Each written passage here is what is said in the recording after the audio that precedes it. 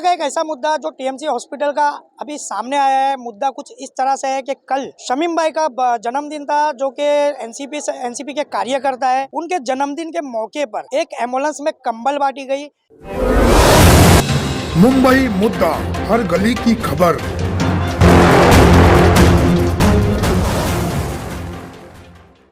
जय हिंद दोस्तों, मैं परवेश शेख, मुंबई मुद्दा में आप सभी का स्वागत है। दोस्तों, जैसा कि एक जन्मदिन के मौके पर शमीम भाई ने एम्बुलेंस के अंदर कंबल बांटी। वो कंबल का मसला कुछ ऐसा सामने आया है कि जो टीएमसी हॉस्पिटल है वो प्राइवेट चीज़ों के लिए अब यूज़ किया जा रहा है। प्राइवेट चीज़ें किस तरीके से वो हम आपको बताते हैं कि जब ये कंबल बांटी गई तो जिन लोगों को ये कंबल बांटी गई टीएमसी हॉस्पिटल के अंदर, वो पब्लिक को बिठाया गया और उस पब्लिक को वहाँ से निकाल के कंबल बांटी गई। दोस्तों, सबसे बड़ा मुद्दा ये है कि यहाँ पे प्रगति मित्र मंडल के और भीमसेना के कुछ लोग यहाँ पे आज आए हैं और उन्होंने हमें ये बात बताई है कि यहाँ पे जो एम्बुलेंस पब्लिक की सेवा के लिए यूज की जा रही है उसका फिटनेस पूरी तरह से खत्म हो चुका है। फिटनेस खत्म होने का एक सबसे बड़ा मुद्दा ये है कि जब फिटनेस खत्म हो जाता है किसी भी गाड़ी की, तो वो रोड पे चलने लायक नहीं रहती है। उसी के साथ में डॉक्टर जितेंद्र अहवाड साहब एक बात हमेशा कहते हैं अपने भाषण में, वो ये ट्रैफिक के मसले को लेकर कि अगर एम्बुलेंस बीच में अटक जाए, किसी पेशेंट का कुछ हादसा हो जाए या वो मर जाए, तो उसका जिम्मेदारी ट्रैफिक होगी, हॉकर्स हो गए, रिक्शा ड्राइवर्स हो गए। डॉक्टर जितेंद्र अहवाड साहब से हमारा एक सवाल ये है कि जो ये अनफिट जो एम्बुलेंस चल रही है उसमें अगर वो गाड़ी रास्ते पे चलती है और चलते चलते बंद हो जाती है, क्योंकि ये फिटनेस इसका खत्म हो चुका है, यानी गवर्नमेंट की तरफ से, ट्रैफिक विभाग की तरफ से ये गाड़ी रास्ते पे चलने लायक नहीं है। अगर ये रास्ते पे बंद होती है और अगर पेशेंट को कुछ होता है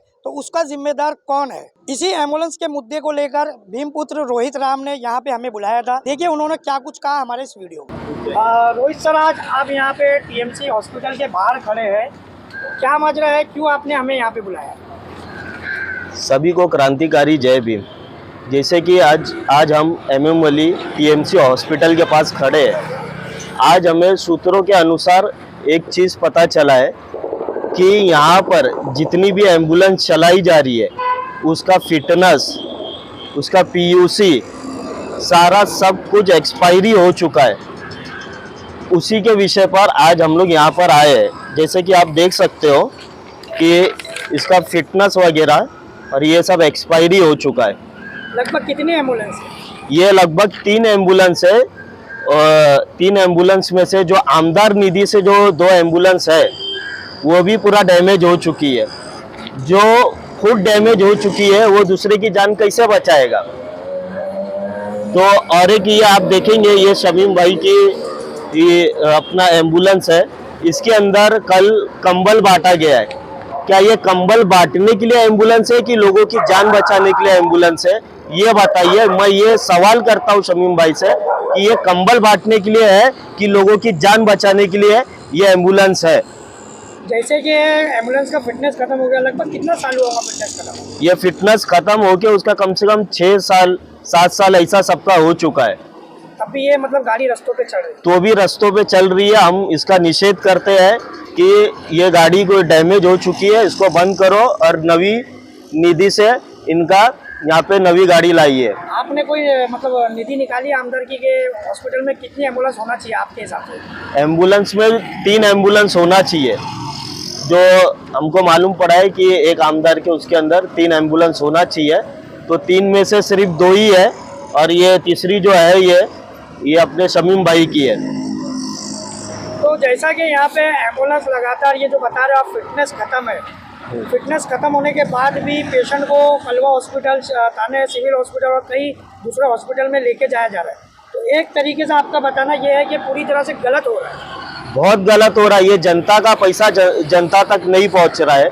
अगर इनके जैसे कि एग्जाम्पल दे रहा हूँ कि अगर इसके अंदर किसी पेशेंट को लेके जाया गया तो अगर ये बीच में बंद हो जाती है तो वो पेशेंट का क्या होगा? जैसे कि डॉक्टर जितेंद्र अहवाड काफ़ी आवाज़ उठाते हैं कि ट्रैफिक में एम्बुलेंस फंस जाती है तो पेशेंट मर सकता है, लेकिन डॉक्टर जितेंद्र अहवाड साहब को ये सब चीज़ों का ख्याल नहीं। आपके कहने का मतलब है? बिल्कुल बिल्कुल यही कहने का मतलब है।